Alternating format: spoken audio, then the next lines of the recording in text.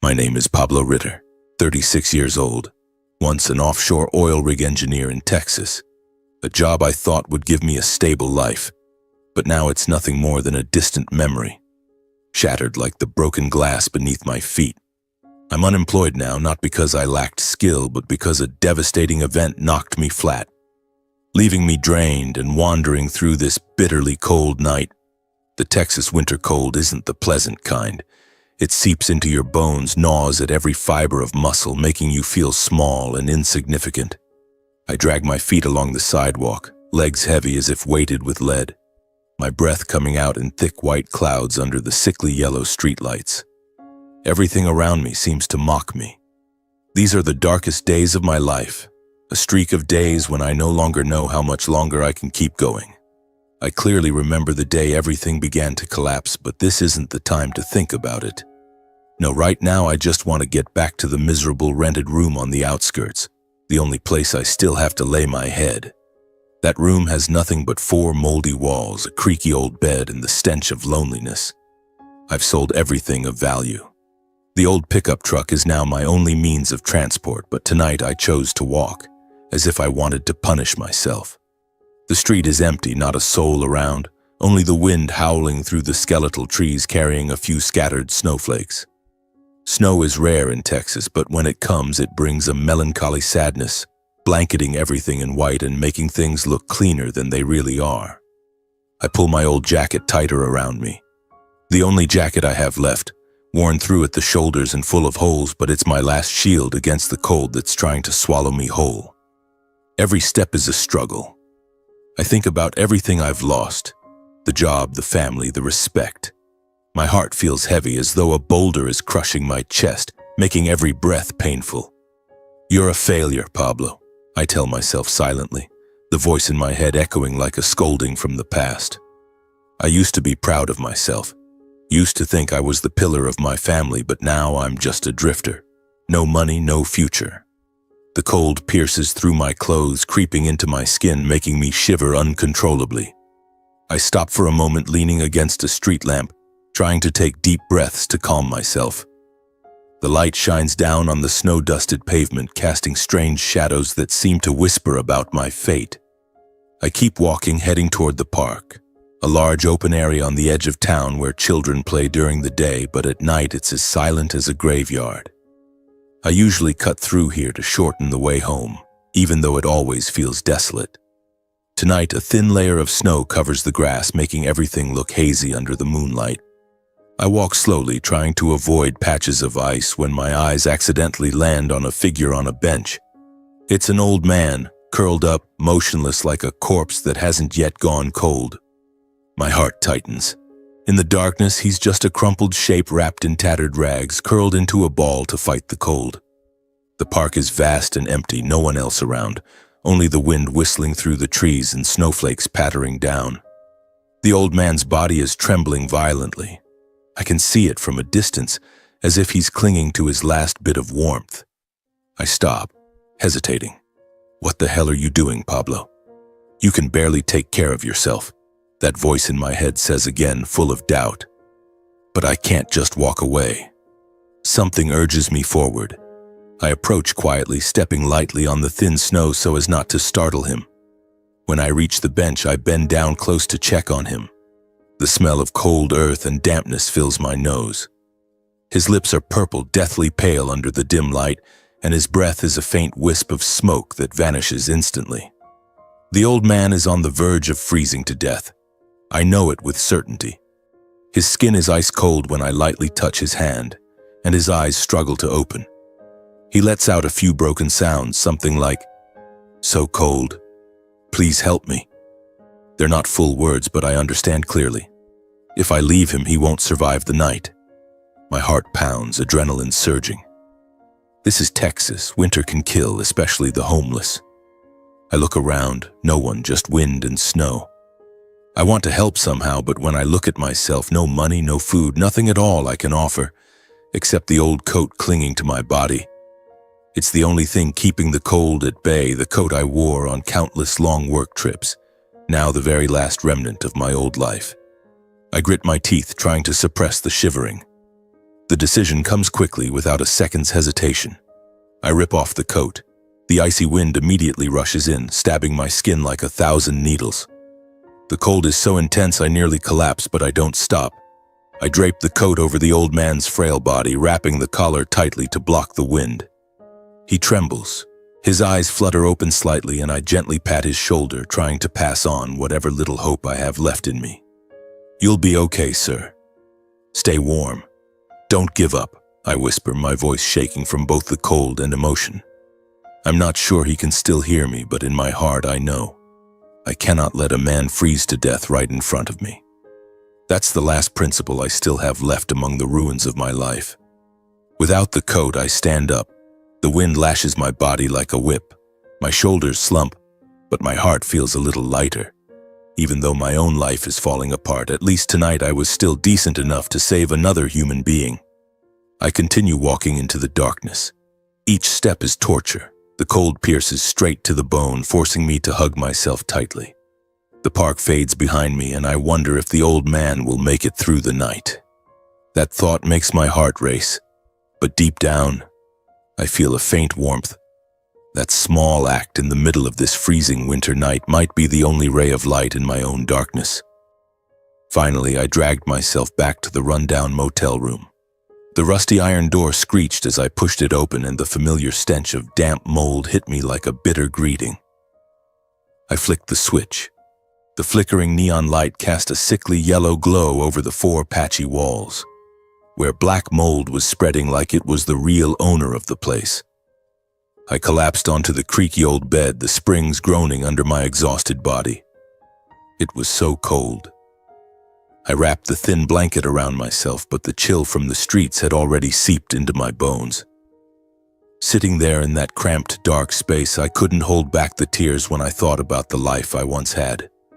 How could everything change so fast? Just a few months ago, I was a man who had it all.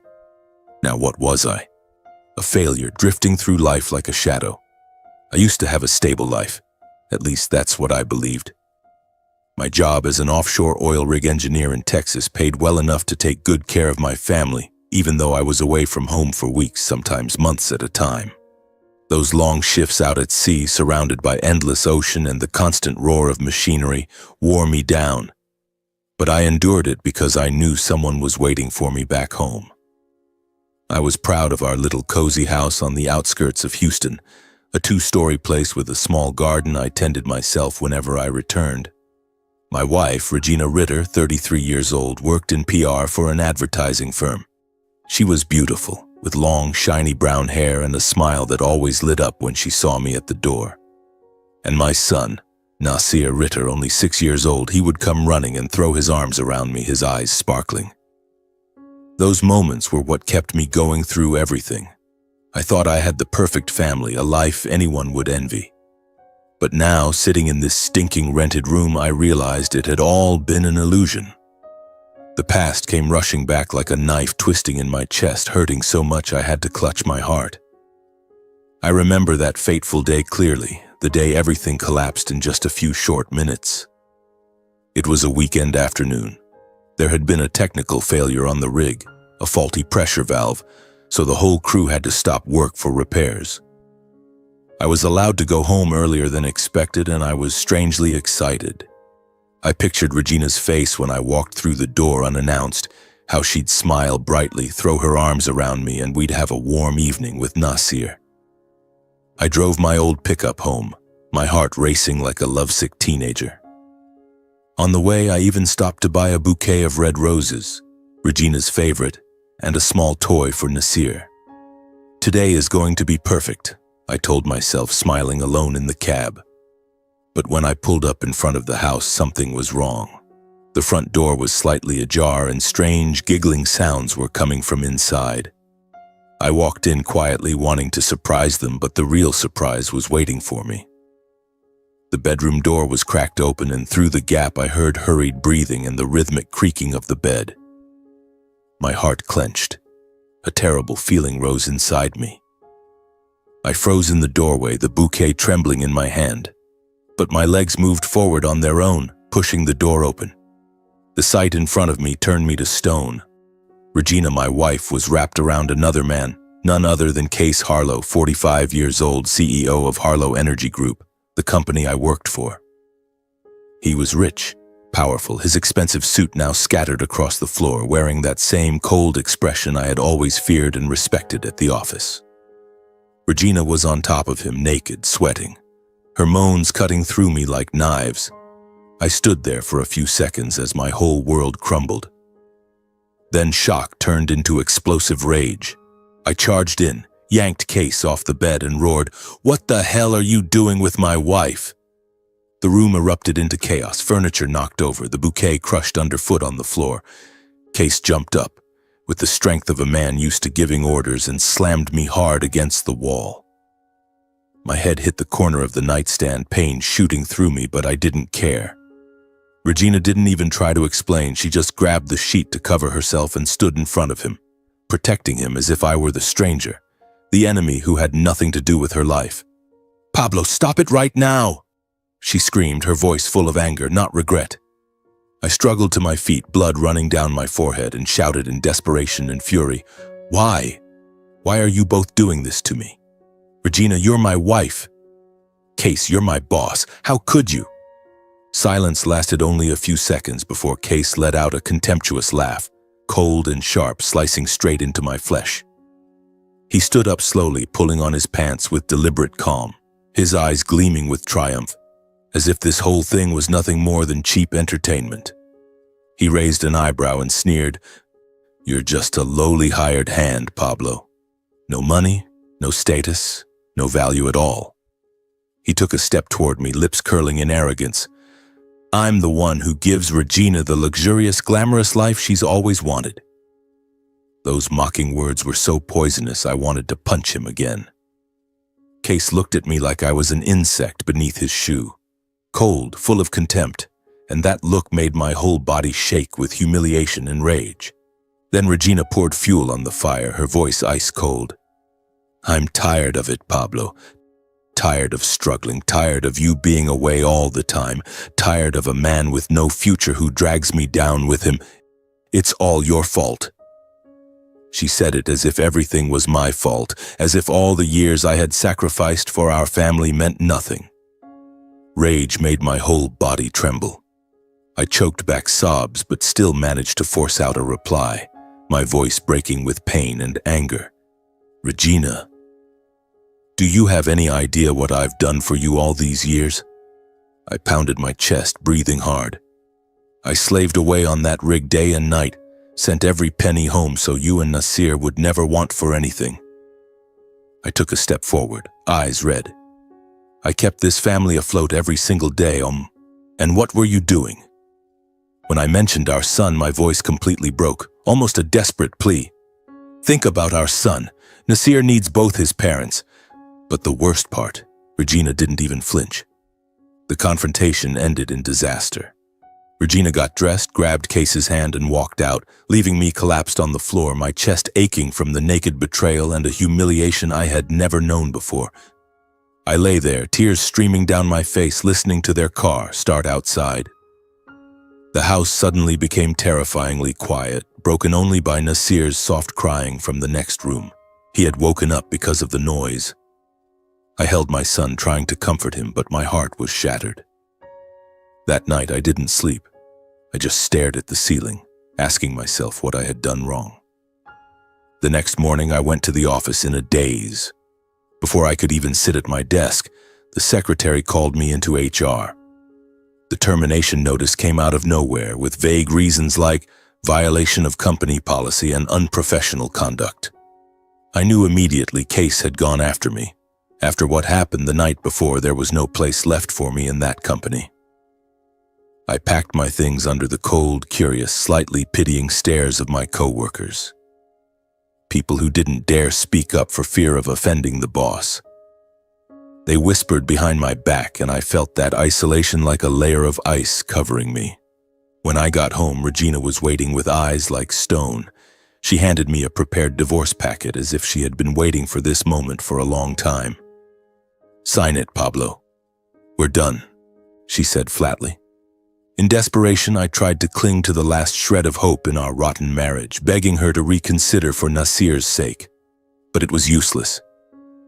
Regina let go without hesitation, took off her wedding ring, placed it on the table, and walked away, leaving behind one final cold declaration. If you don't agree, we'll see each other in court. I stood there as the door slammed shut, my heart in pieces. My life was now nothing but ashes. I held Nasir as he cried and asked, "Daddy, did Mommy leave us?" And I didn't know how to answer.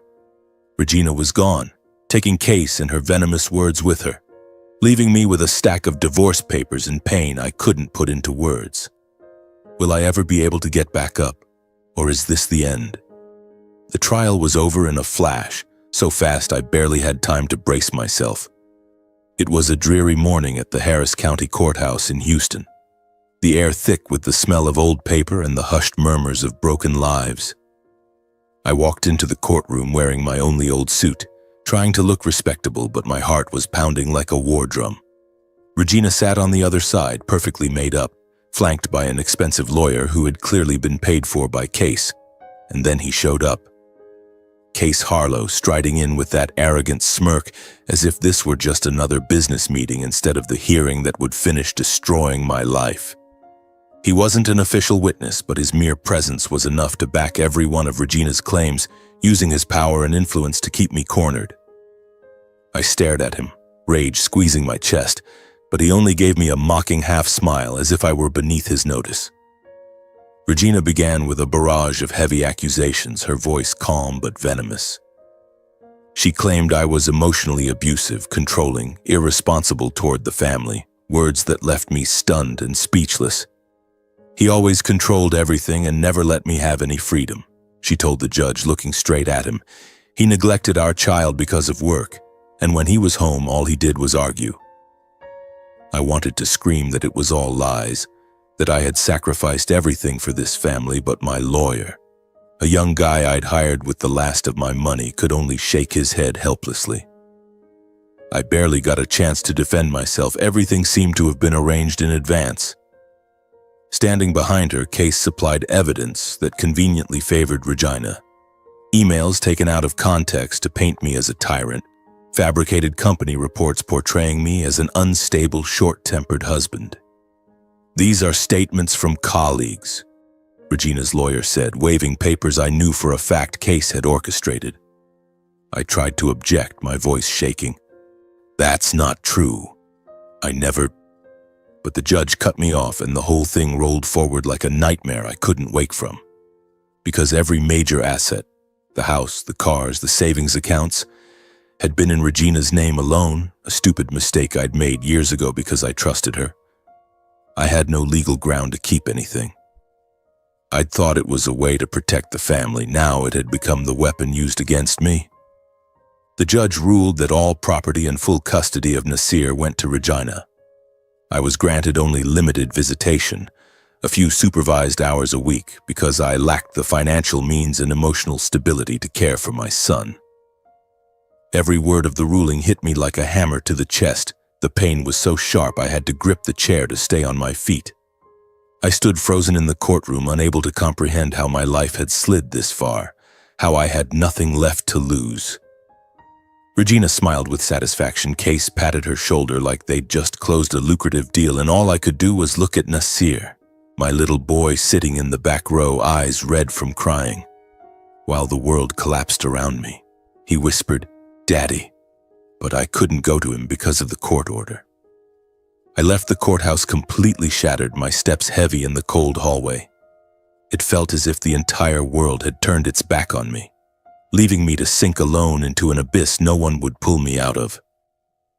Rain started falling outside, heavy drops slapping my face like mockery.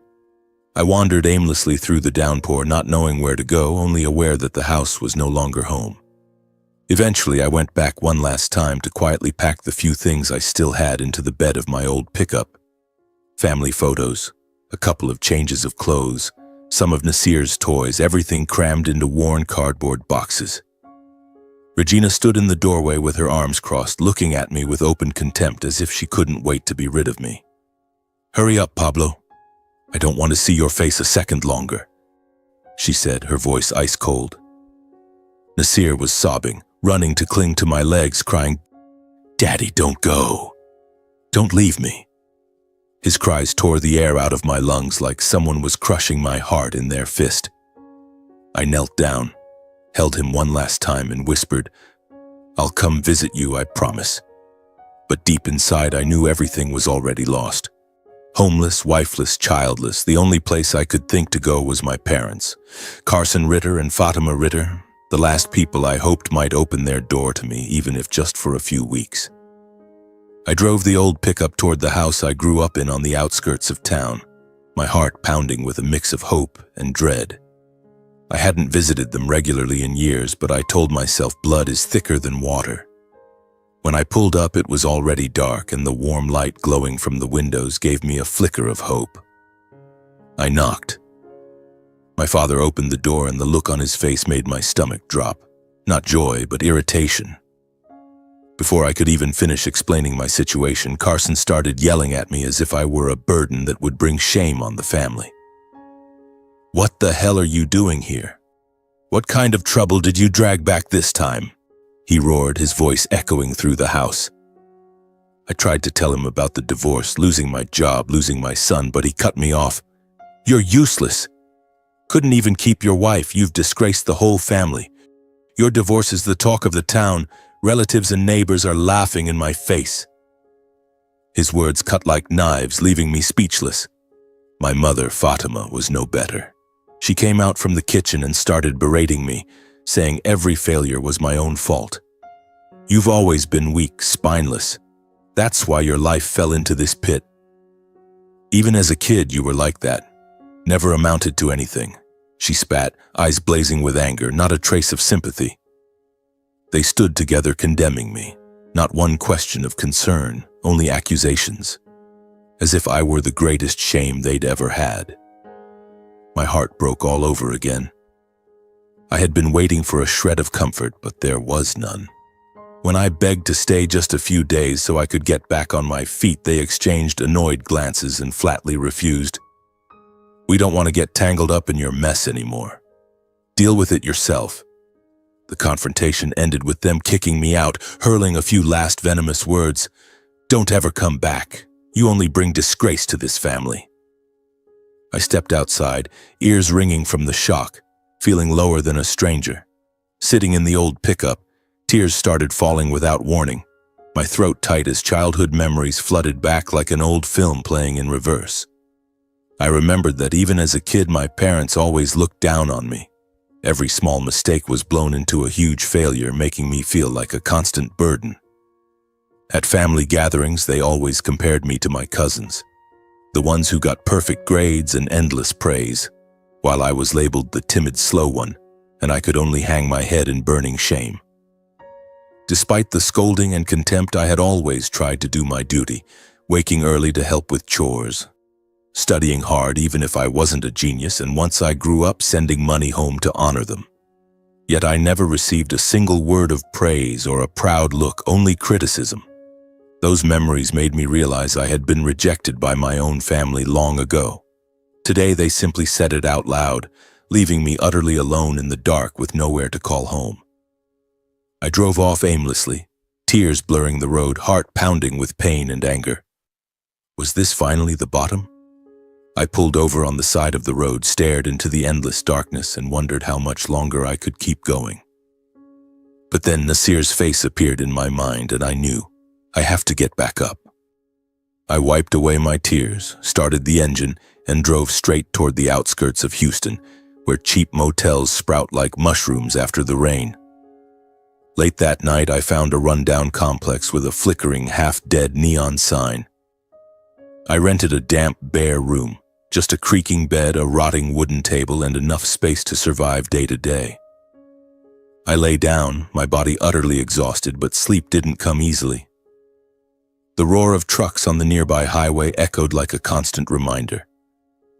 My life was now an endless loop of loneliness. In those first days living alone in that suffocating space, I tried to pull myself together, telling myself I had to start over even though everything had collapsed. Every morning when I woke up, I looked in the mirror, saw a gaunt face with dark circles under my eyes, and forced myself to say, "Come on, Pablo. You've got experience, you've got a degree, things will be okay." I sat at the rickety wooden table, opened my old laptop, the last valuable thing I hadn't sold, and rewrote my resume. I highlighted my excellent engineering degree from the University of Texas and years of offshore experience, repairing machinery in deep water, leading crews through storms. I sent applications to dozens of companies in Houston, from giant oil conglomerates to small workshops. Every time I hit send, my heart raced, anxiously waiting for a spark of hope. I imagined getting a call for an interview, landing a new job, earning enough to see Nasir regularly. I even dreamed of hiring a lawyer to fight for custody, to take back some justice from Regina and Case. But reality was far crueler than I'd imagined. Every interview ended the same way: rejection without explanation, or a vague "we'll be in touch," followed by total silence. I clearly remember my first interview at a small oil equipment maintenance company. I wore my only remaining suit, forced a confident smile, and answered every question clearly about my experience. The interviewer nodded approvingly and said, "Great. Your profile fits what we're looking for." I left that building with my heart pounding, convinced my luck had finally turned. 2 days later came the rejection email. "Thank you, but we've chosen another candidate." No reason, no explanation. I tried again with other companies, then more, but the result was always the same. My heart grew heavier. I felt a jolt of dread every time I opened my inbox, only to find another rejection. Why?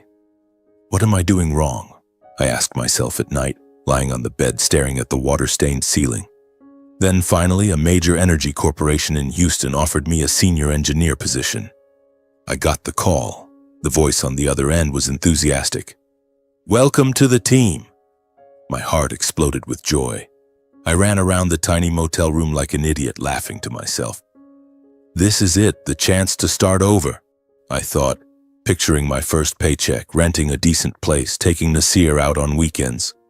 The first few days at the new job, I worked hard, fixed equipment quickly, and even earned praise from coworkers. But just days later, the nightmare returned. My new boss called me into his office, face grim. "Pablo, we have to let you go. Orders from above." The reason was vague, just not a cultural fit. I froze, heart pounding in shock. "Why? What did I do wrong?" I asked, voice trembling. He only shook his head and avoided my eyes. A bad feeling crept in. I started digging. I called a few old contacts in the industry and asked discreetly. And then the devastating truth hit me like a punch in the face. Case Harlow had quietly used his power and money to destroy my reputation. He'd spread rumors that I was mentally unstable, a former disciplinary problem, and even sent fake emails to potential employers warning them not to hire me. One friend told me, "Word is Harlow's paying people off. Anyone who hires you loses contracts with his group." I collapsed onto the motel floor, hands shaking as I held the phone, feeling the whole world tightening around my throat. Rage and panic mixed inside me. I wanted to storm into his office and smash his face, but I knew I couldn't. My career was completely ruined. The oil and gas world in Texas is small, and Case's mark was all over it. Realizing that, I had no choice but to take heavy manual labor just to survive. I woke before dawn, put on old clothes, and went to unload trucks at warehouses, lifting heavy crates under the scorching sun until my back felt like it would snap. In the afternoons, I washed dishes at a local diner, hands cracked and raw from hours in soapy water. Late at night, I delivered food, driving my beat-up pickup through rain-slicked streets. After late shifts, body aching, clothes soaked with sweat and rain, I trudged back to the motel through dark streets, feeling like the world had shoved me into a dead-end alley. My heart raced whenever I thought about the future. Would I even survive? Every evening on the walk from the parking lot to my room, I passed a small dark park near the complex, empty, desolate, with skeletal trees and cold stone benches. It was right here on one freezing night that I first met the homeless old man, and the moment I gave him my coat to save his life, I unknowingly opened a new chapter of my fate. At the time, I had no idea. After that night, life went on, leaving the motel before dawn, working myself to the bone until the city lights came on, then dragging myself home through the silent park. Every night I passed by, I stopped for a few minutes at the familiar bench where the old man rested, now wrapped in the thin blanket I'd brought him after that first encounter. When we met again, he softly introduced himself as Benson, his voice trembling from the cold but full of gratitude. "You saved my life that night, son. I'm Benson," he said, his eyes shining under the dim streetlight. I just smiled and shook my head. "Anyone would have done the same, sir." But Benson shook his head and said the world rarely had people as kind as me, and from then on he treated me with real affection. From that day forward, whenever I had leftover food from the diner, a sandwich, an old jacket, a pair of nearly new socks bought with my meager savings, I brought them to Benson, sharing whatever little I had. He accepted them with a grateful smile, and we began to talk. On nights when life crushed me until I could barely breathe, back aching from lifting crates, hands sore from washing dishes, heart heavy with missing Nasir, I went to Benson and poured it all out. I told him about my childhood of being belittled, my marriage destroyed by Regina and Case, my career ruined, the lonely days no one understood. "Sir, it feels like my life is cursed," I said, voice breaking, heart racing as I finally opened up. Benson listened carefully, his old eyes sometimes lighting up with a strange understanding. He never judged, he just nodded and offered short but profound advice. "Life is like the ocean, son. Storms come and go. What matters is keeping a steady hand on the wheel." Those words helped me stand firm in the storm of life, like a sedative in the dead of night. Gradually, I stopped seeing Benson as a stranger and started thinking of him as an old friend, the only person who listened without judging or looking down on me. Benson opened up too, occasionally sharing fragments of his own life. Years of loss and loneliness not so different from mine. "I once had a family, a steady job, then everything fell apart," he said in a low, sad voice that made me lean in, heart pounding with anticipation. Though our circumstances were worlds apart, me a jobless engineer, him a homeless wanderer, we found common ground, both alone, both carrying wounds too deep to speak of easily, both living in the shadows where no one truly cared. Those evening talks in the park became my lifeline, making me feel still connected to the world, that someone still saw worth in me. The conversation stretched on, from the weather to the meaning of life, and I began looking forward to them like an essential part of my day. But I had no idea that this humble homeless friend was watching me in a completely different way, his eyes sometimes flashing with sharp intelligence, as if evaluating me. And he was the one who, in a single moment soon to come, would turn my entire life upside down. Every night on the way home, I thought of Benson with a little warmth, but also with worry. Was he okay in the cold? My life went on, full of defeats and faint glimmers of hope, but deep inside I could sense a change drawing near. Those days passed like an endless loop of hell, but my friendship with Benson was the only bright spot keeping me from sinking completely. I still worked myself to the bone from morning till night, my body exhausted but my spirit desperately clinging on. One sweltering noon in Houston, the sun scorching like it wanted to burn the skin right off me, I stood in the lobby of my old company, Harlow Energy Group, wearing a faded delivery uniform, an old polo shirt with frayed shoulders and the cheap diner logo, clutching a steaming bag of food. This place used to be my pride. Every morning I walked in here as an offshore engineer, head held high, greeted warmly by colleagues. And now, here I was, a stranger in my own past, sweating buckets under the blazing sun, holding a foam container of burgers and fries, waiting for someone to take the order. Bitterness surged through me as memories of better days flooded back. Strategy meetings about oil extraction, laughing with coworkers, the feeling of being part of something big. Now I was just a delivery guy, a failure returning to the scene of his own downfall. My heart clenched. I was terrified someone would recognize me, or worse, look at me with pity. I just handed over the order, pocketed a few measly tip dollars, and was about to bolt to escape the flood of memories. My steps were hurried, head down, trying to avoid any familiar faces that might pass by. But then a sharp, mocking voice rang out behind me, yanking me out of my thoughts. Well, look who it is. The great engineer Ritter, now a delivery boy? Life turns fast, doesn't it? That voice was so familiar it felt like a hand squeezing my heart until it stopped. Blood rushed to my face. I froze, fingers tightening around the strap of my bag, fighting the tremble in my hands. Someone snickered. The air suddenly grew heavy. I turned slowly, heart pounding like war drums, and went numb when I saw Regina and Case standing side by side. They looked rich, arrogant. Regina in a tight dress and glittering jewelry, Case in an expensive suit, his arm draped possessively over her shoulder as if flaunting their happiness on the ruins of my life. Regina looked more radiant than ever, hair in an elegant updo, fake smile plastered on, while Case wore that familiar cold expression like a king surveying his domain. They stopped and stared at me like I was a broken toy. Why were they here? Why did fate shove me into this moment? Curious employees started gathering, pointing at me. The guy who used to be the company's star, the one who led major projects, now standing in the lobby holding cheap takeout. I heard whispers, "That's Pablo, right? He looks pathetic. I heard he got fired for punching the boss." Those words cut like knives. My face burned with humiliation. I wanted to run, took a step back, but Regina deliberately blocked my path, her cold eyes scanning my disheveled appearance, sweat-soaked shirt, worn jeans, filthy shoes. She smirked and unleashed a torrent of insults. "Look at you, Pablo.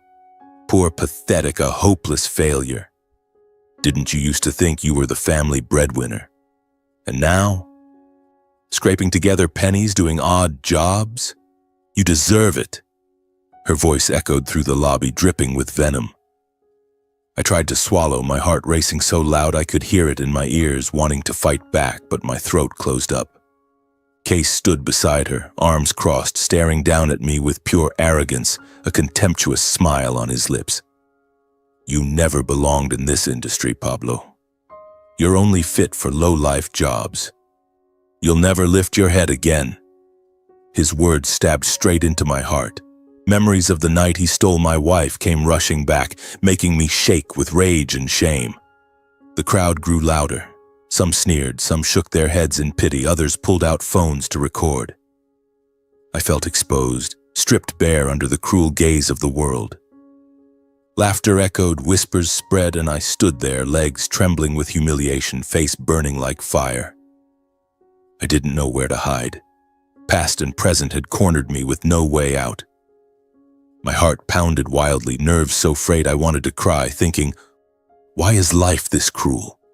What did I do to deserve this? The suffocating atmosphere reached its peak.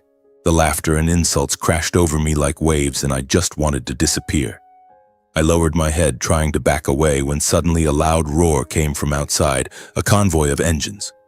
A line of sleek black luxury SUVs pulled up in front of the building, tinted windows gleaming, special plates catching the light. The crowd froze in surprise. Everyone turned, whispers shifting to curiosity. "Who's that? Some big shot?" My heart was still racing, but the sudden change made me look up, nerves on edge, waiting. The door of the lead SUV opened, and out stepped none other than Benson, the homeless old man I'd saved. But today he was completely different, icy, commanding, untouchable. He wore a perfectly tailored suit, silver hair neatly combed, walking with steady authority, flanked by a team of bodyguards. His face no longer carried the weariness of a street wanderer. It radiated power, his sharp eyes sweeping the crowd. When I saw Benson, I was stunned, mouth hanging open, heart pounding like it would explode. Benson? The old man from the park? I whispered, unable to believe my eyes. How was he here, looking like this? Meanwhile, Case's face went white as a sheet, panic in his eyes like he'd seen his worst nightmare come to life. He stumbled back a step, stammering, "Dad, why are you here?" The entire lobby fell dead silent. You could have heard a pin drop. Benson walked straight toward us, eyes fixed only on Case and me. He stopped right in front of us, his icy gaze locked on Case, then raised his hand and delivered a thunderous slap across his son's face in front of hundreds of staring eyes. The sharp crack echoed through the hall, silencing everything. Case staggered, clutching his reddened cheek, face flushed with pain and humiliation. Regina stood frozen, mouth agape in shock. And I just stood there, heart pounding out of control, realizing that my life was about to take a turn no one, least of all me, could have ever predicted. The entire lobby fell dead silent. Not a cough, not even a heavy breath. Hundreds of eyes were wide open as if they had just witnessed the sun rising in the west. Their CEO, the most powerful man in the building, the one whose mere frown could silence an entire floor, had just been slapped across the face in broad daylight by a silver-haired old man.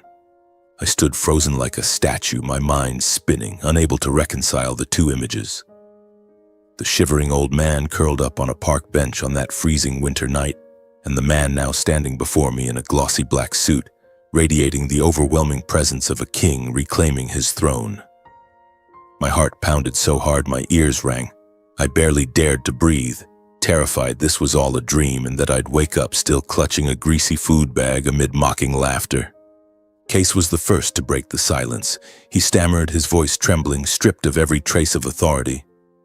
"Dad, when did you get back? Why are you doing this in front of the employees?" He tried to stand tall, but his hand still covered his stinging cheek, eyes flashing with fear and fury. Regina had gone ashen, lips quivering, unconsciously clutching Case's arm as if he might vanish. I stared at Benson, waiting for an explanation, any explanation, but he didn't answer right away. He simply swept his gaze slowly across the lobby, his eyes sharp as blades, making people instinctively lower their heads or step back. Then Benson pointed straight at me, his hand trembling slightly with pent-up emotion. His voice rang out deep, heavy, every word carved into the air. "Pablo Ritter. This is the most decent man I have ever met. He saved my life on the coldest night I've ever known, when I had not a penny to my name and not a soul beside me. He took off the very last coat on his back and wrapped it around me, asking for nothing, not even knowing who I was. Then he whipped around to face Case, his gaze so piercing the whole lobby seemed to shudder. His voice dropped, icy and steel-hard. And my son has never once understood what the words humanity and decency even mean." The lobby held its breath again. I could hear my own heart thundering in my chest. Case's face turned crimson with shame and rage. He shouted, "You can't do this. I'm the CEO. You can't humiliate me in front of the entire company." He took a desperate step forward, voice cracking. Benson only gave a cold, cutting smirk. "That slap was far too light for everything you've done over the past 5 years, Case." At that exact moment, the private elevator at the end of the lobby dinged. The doors slid open. Out stepped the entire top brass of the corporation. People ordinary employees only ever saw on screen during shareholder meetings. The chairman of the board, the CFO, the general counsel, all in black suits, faces grave. And what nearly knocked me over, they bowed deeply, respectfully, and in perfect unison said, "We welcome the chairman back." Not to Case, to Benson. In a matter of seconds, everything became blindingly clear, like someone had switched on floodlights in the dead of night. Benson Harlow wasn't just Case's father. He was the founder, the supreme chairman, the reclusive billionaire behind the entire Harlow Energy Group. The man who had turned a small company into a multi-billion-dollar energy empire. The one the press called the silent monster of Texas. The man no one had seen in public for 5 whole years because he had withdrawn from high society and vanished. And that man had lived as a homeless vagrant curled up on a park bench while I gave him the last coat I owned. I stood there, speechless, legs going weak, gripping a nearby pillar to keep from collapsing.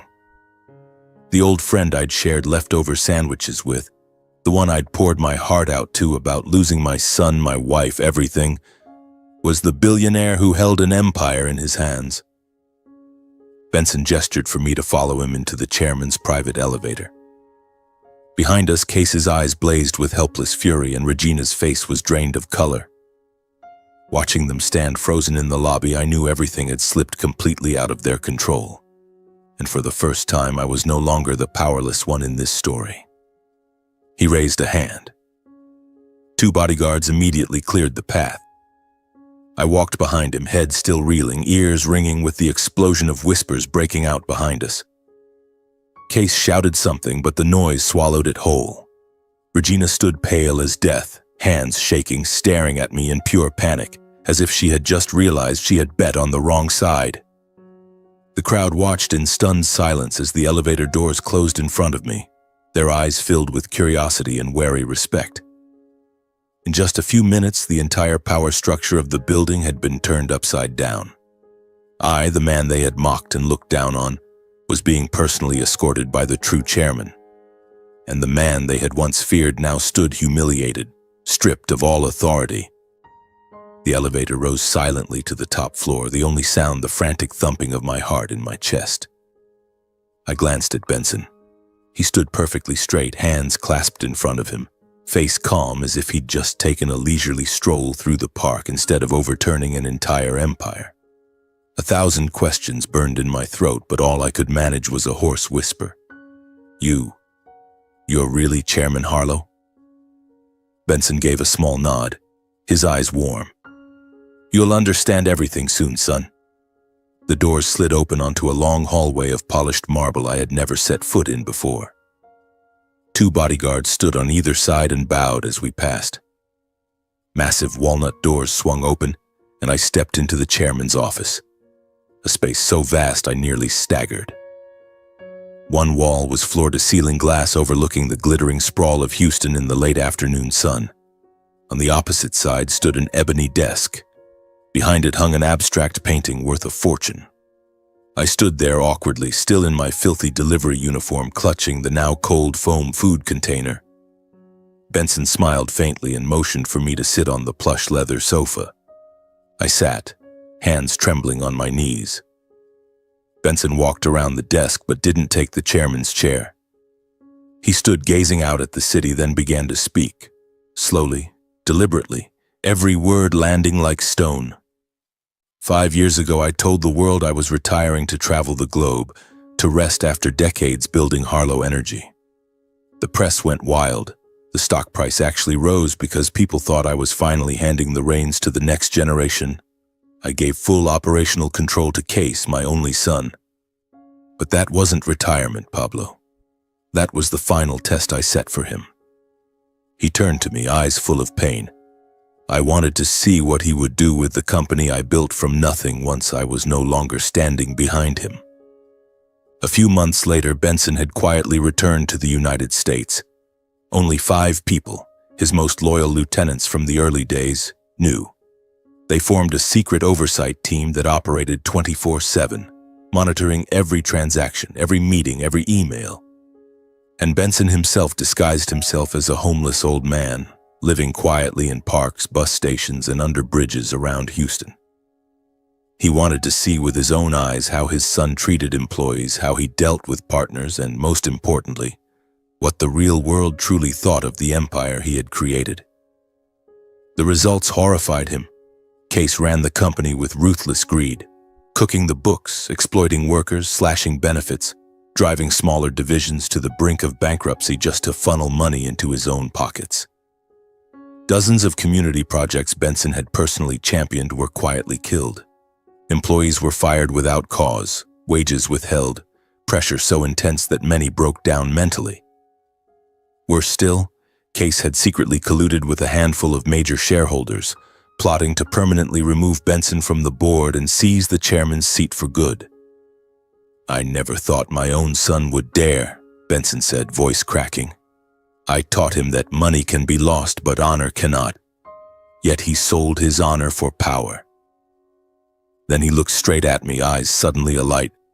"Until I met you." When my ordeal began, Benson had been sitting in the park near my motel. He heard reports of a skilled engineer wrongfully fired and systematically blacklisted simply for refusing to bow to case. He started watching me, how I worked myself to the bone without complaint, how I still smiled at delivery customers even when exhausted, how I shared my last scraps of food with a homeless old man even when I myself was hungry. And then, on that freezing night when I gave him my very last coat, Benson knew he had found the answer to his 5-year test. "The humiliation you suffered today was the final straw," he said firmly. "Not just to restore your honor, but to rip out the rot that has infected this company root and branch." That very afternoon, Benson called an emergency shareholders meeting. He allowed me to sit quietly in the corner as the witness to the truth. The auditorium was packed, tension thick enough to cut. Case strode in looking confident, immaculate suit, flashing his usual smile at the shareholders. Until Benson walked in through the side door in a black suit radiating absolute authority. Benson didn't greet anyone. He simply raised a hand. The giant screen lit up. Evidence poured across it. Falsified financial reports, collusion emails, recordings of Case accepting bribes, photos of employees forced to work unpaid overtime, even the full plan to permanently oust Benson from the board. All of it collected over 5 years by the shadow team. The room went dead silent. Case leapt to his feet, screaming denials, blaming secretaries, partners, anyone but himself. But the evidence was overwhelming, airtight, undeniable. The board voted on the spot, 30 seconds. An absolute majority. Case Harlow was removed as CEO. Stripped of all operational authority, and the company ordered a full audit while turning files over to federal investigators. When the result was announced, Benson called me forward in front of everyone. He placed a hand on my shoulder and declared, voice echoing through the hall, "This man, Pablo Ritter, saved my life on the coldest night I ever lived. He showed me that decency still exists in this world. Today I am giving him back the chance to stand tall in the very place where he was once crushed." He turned to me in front of the most powerful shareholders in Texas. "Pablo, starting tomorrow, you are Executive Vice President of Engineering and Safety, reporting directly to me. Salary triple what you earned before, plus company stock. You've earned it." Tears choked me. I could only bow deeply and whisper, "Thank you, sir. Thank you so much." Case shot up from his chair, face purple with humiliation and rage. He screamed something incoherent, then stormed out, swiping an arm across the table and sending stacks of documents flying like a small tornado. The conference room doors slammed shut behind him, leaving only heavy silence. I watched him go, feeling no fear, no pain, just an overwhelming lightness. The darkest chapter was finally closed. Case, the man who had destroyed my life, had dug his own grave. And I, once the grimy delivery man, now stood at the very top of the place that had once buried me. Benson clapped me on the shoulder. "Go home, shower, rest. Tomorrow you start fresh. And this time no one will ever lay a hand on you again." I nodded, tears falling silently. Not from sorrow, but because after so much suffering, justice had finally come. Not through violence, not through money, but through the simple kindness I had never lost. I walked out of that meeting room with my head held high. The long hallway fell silent and bowed as I passed. I was no longer the failure. I was Pablo Ritter, survivor of hell, and now, by destiny's own hand, returned to the place I truly belonged. News of Case's dismissal spread like wildfire. Within hours, the entire Harlow Energy Group knew. Internal messages, group chats, emails, then the press, then social media. That same evening, scandal after scandal broke, hundreds of millions siphoned off, subsidiaries deliberately driven into bankruptcy for personal gain, employees exploited, taxes evaded. Major shareholders demanded a full investigation, and within days, Case Harlow's reputation was utterly destroyed. From Texas oil prince to fraud of the century. He was banned from leaving the country, his accounts frozen, his lawyers scrambling to negotiate reduced sentences. I heard the news and felt nothing but a long, quiet sigh. The man who had once been my nightmare was now just a ghost gnawing at himself. The day Case left the company is one I will never forget. He walked through the ground floor lobby in a black suit. Hundreds of employees who once trembled at a single glance from him now stood perfectly still. No greetings, no eye contact. That cold silence was more terrifying than any jeer. Case kept his head down, hurried out the door, got into his Bentley and disappeared into the pouring Houston rain. I watched from a high-floor window. No smile, no gloating, just a sudden lightness in my chest. Later, Benson told me, "I didn't do this just for you, Pablo. 5 years of watching showed me that boy is no longer my son. He betrayed his family and everything I built. You were simply the last drop that made the cup overflow." I understood, and I was grateful he had chosen justice over blood. And so I began a completely new chapter. My first day as Executive Vice President of Engineering and Safety, I wore the brand new suit Benson had given me and walked into the building feeling for the first time in my life like I was truly breathing with my own lungs. Employees bowed with genuine respect. No more pitying looks, no more whispers behind my back. I had my own office overlooking the city, a salary triple my old one, company stock, and, most importantly, the chance to prove I belonged. I worked like a man possessed, overhauled every safety protocol on the rigs, drove workplace accidents down to nearly zero within 6 months. Benson often clapped me on the shoulder. "You're doing better than I ever did, son. My judgment of people was never wrong." I moved out of that miserable motel the very next week. A 2-bedroom apartment near downtown with a small balcony full of plants and a room just for Nasir, walls covered in superhero posters. The first time I stepped inside, I stood in the empty living room and cried silently. This was home, a real home.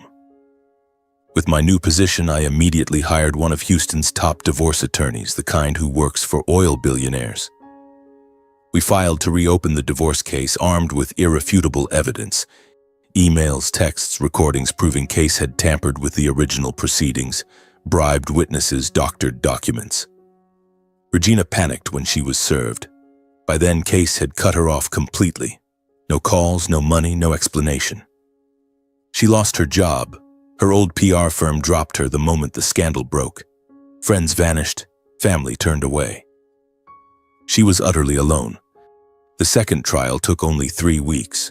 Regina sat in court looking thin and worn, no longer the glamorous woman with perfect makeup, eyes red from crying. The evidence was overwhelming. Adultery, manipulation of records, financial instability, unfit to raise a child. The judge read the ruling clearly. Full custody of Nasir to me, Regina ordered to pay monthly child support and granted only supervised visitation. The moment the gavel fell, Regina broke down sobbing in the courtroom, her face collapsing. But I just stood there silent. I felt no pity. She had chosen this path long ago. Today was simply the ending she had written for herself. The day Nasir moved in with me was the best day of my life. I stood at the door, heart racing as the social worker's car pulled up. Nasir stepped out with his little Superman backpack, eyes wide, looking around. When he saw me, he ran and threw his arms around me, holding on tight. "Daddy, are you really taking me home?" I knelt down, hugged him so hard I could barely breathe, tears streaming onto his hair. "Yes, son. From now on, we'll never be apart again." We stood in the living room like that, hugging and crying until we were both laughing through the tears. I made the tacos he loved. We ate on the floor because the table hadn't arrived yet. That night, he fell asleep in my arms. I kissed his forehead, tears falling again. At last, I had taken back the most important thing in my life. As for Regina, old friends told me she now lives in a tiny rented apartment, works part-time, has no one from her old life left, and her family just shakes their heads. People whisper that she once slept with a CEO now under criminal investigation, and her reputation is shattered. I don't gloat. I just feel calm. She was once my wife, the woman I loved most, but now she is only a part of a past that is dead. A few months later, when my life had truly settled, my parents showed up unannounced at my new apartment. They were dressed neatly, Mom holding a tin of cookies, Dad wearing an awkward smile. "Pablo, we haven't seen you in so long, so we came to visit." They talked about reconciliation, about starting over, how proud they were now that I was successful, how the family should be together again. I listened in silence, not inviting them in right away. I looked into their eyes and saw clearly. It wasn't love, it was pride. They had thrown me out like a stray dog when I had nothing. Now they saw the nice car, the beautiful apartment, the big title, and came crawling back. I shook my head gently. "Thank you for coming, but there's no longer room in my life for people who abandoned me when I needed them most." I stood up again on my own 2 feet. I have a new family now, Nasir and the people who were actually there for me at my lowest. My door is always open to those who stood by me in the darkest times. As for you, we ended the day you slammed the door in my face. My mother burst into tears, covering her face. "Pablo, I'm sorry. Can't we start over?" My father shouted angrily. "You ungrateful brat. You'll regret treating your parents this way." I just stood in the doorway and answered calmly, "I've regretted enough, but not today. Please leave." My father opened his mouth to say more, but I quietly closed the door. Their shouting echoed for a few seconds, then faded into silence. I walked back to the living room. Nasir was building with Lego and looked up. "Who was that, Daddy?" I ruffled his hair and smiled warmly. "Nothing, son. Just some strangers who got the wrong apartment." I closed the door, and with it I finally shut the darkest chapter of my life, strong enough now to leave it behind forever. These days, every morning I wake up and see Nasir sleeping peacefully in his sunlit room. Look out at the green plants on the balcony and know that every ounce of pain was worth it. I lost everything once, then gained back far more. Not money, not titles, but the certainty that as long as you never lose yourself, no matter how deep you fall, you can always rise again. Time flew by in the blink of an eye, and my life finally settled into a steady, solid rhythm, stronger than ever before. The new role of executive vice president was going so well that sometimes I had to pinch myself to make sure I wasn't dreaming. Colleagues respected me not because of the title or because I was the chairman's guy, but because the ideas I brought to the table actually made a difference. I overhauled the safety systems on the rigs. The company's accident-free streak hit record highs and kept climbing. The engineering team started calling me the quiet hero. Benson treated me like a true confidant, often inviting me into his private office to discuss strategy.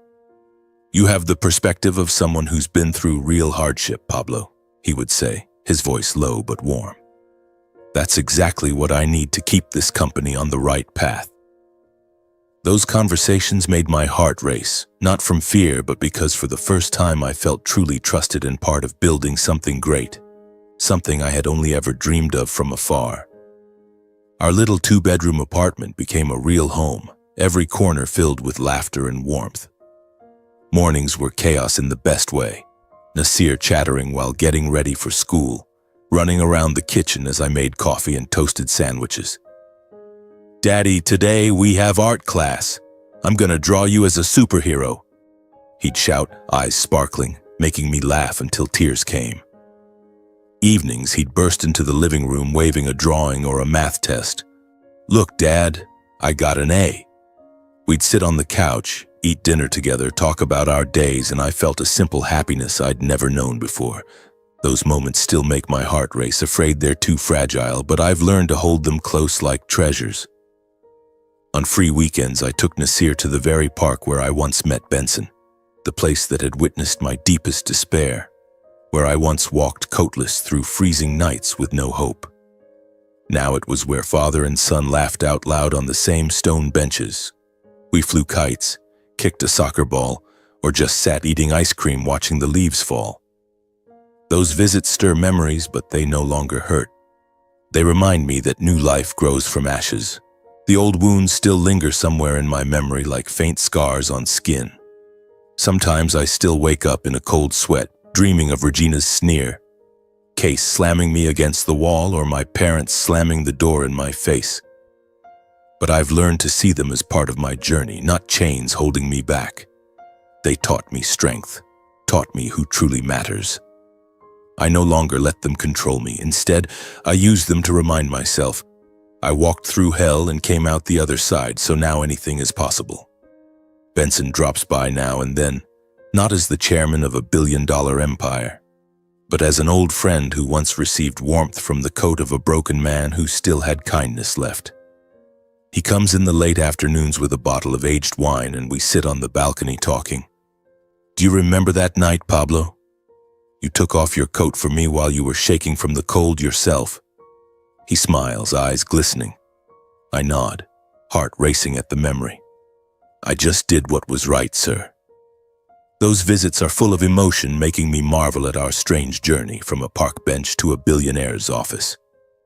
Benson always says, never forget who you were. That's your strength.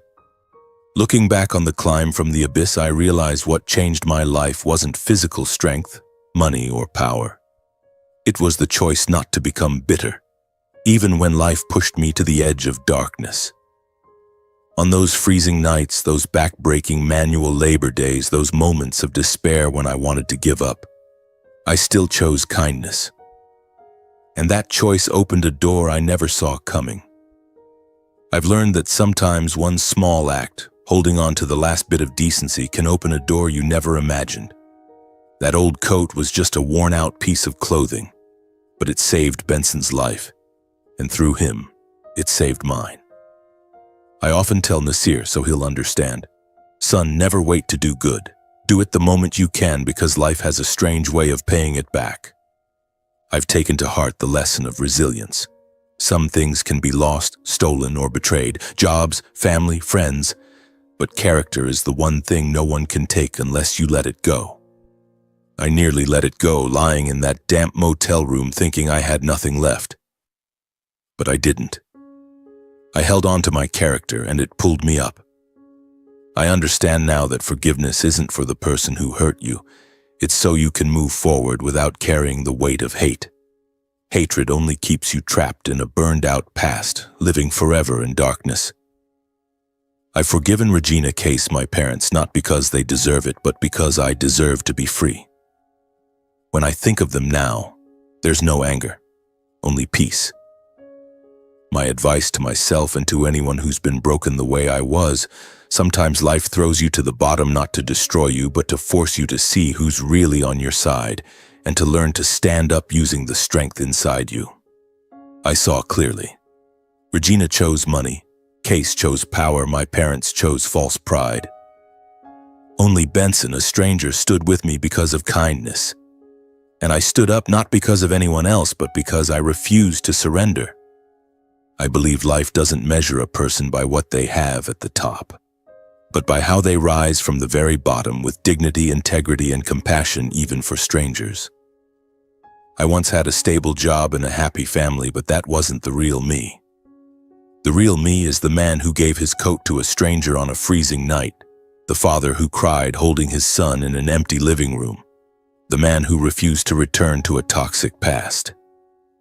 And when I watch Nasir sleeping peacefully in his little sunlit room, I know that even though I once lost nearly everything, I regained what matters most: the right to be a good father, and the right to write my own life the way I deserve. I lie beside my son, listening to his steady breathing, and I smile. My life is finally mine and no one else's.